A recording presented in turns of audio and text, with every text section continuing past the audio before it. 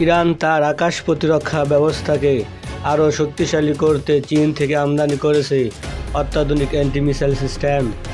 বিপুল পরিমাণ অপরিশোধিত তেলের বিনিময়ে চীন থেকে HQ-9 বা HQ-16 এর মতো আধুনিক SAM সিস্টেম আকাশ প্রতিরক্ষা ব্যবস্থা ক্রয় করেছে।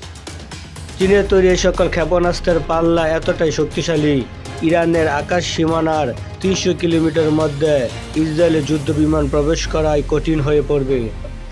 ইরানের আকাশ ব্যবস্থা শক্তিশালী না হওয়ায় দখলদার বাহিনীর যুদ্ধ বিমানগুলো প্রায় বিনা বাধে হামলা করেছিল দেশটির গুরুত্বপূর্ণ পরমাণু ও সামরিক স্থাপনায়। ধ্বংসের পর প্রতিশোধ নয়, আকাশ প্রতিরক্ষায় আরও মনোযোগ দিয়েছে দেশটি। শত্রুকে যেন আকাশে প্রতিরোধ করা যায়। মার্কিন প্রেসিডেন্ট ডোনাল্ড ট্রাম্পের মধ্যস্থতায় চিরবৈরী দুই দেশের যুদ্ধবিরতি হলেও যুদ্ধবিরতির পরও বিশ্বাস করা যায় না দখলদার বাহিনীদেরকে। যে কোনো সময় হামলা চালাতে পারে। যুদ্ধবিরতির পরপরই ইরান চীন থেকে আধুনিক সারফেস টু এয়ার ক্ষেপণাস্ত্রের বিশাল চালান হাতে পেয়েছে।